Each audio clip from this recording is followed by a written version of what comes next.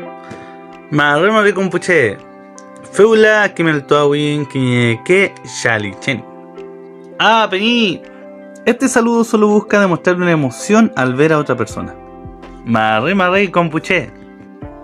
Este saludo quizás es el más popular y el que más conoce toda la gente. Pero es un saludo más formal. Tiene que ver con ensalzar el saludo. Algunos dicen también como que significa tus 10 y mis 10. Marri, 10 y 10. Mushkai Peñi. Este saludo es más informal y no se usa en todo el Gualmapu. Tengo entendido que se usa más en la zona sur. Este saludo se usa si dos personas se cruzan por la calle. Este saludo es bastante útil si dos personas se encuentran, comienzan a hablar o continúan un trecho por el camino y luego se tienen que separar, ir cada quien por su lado.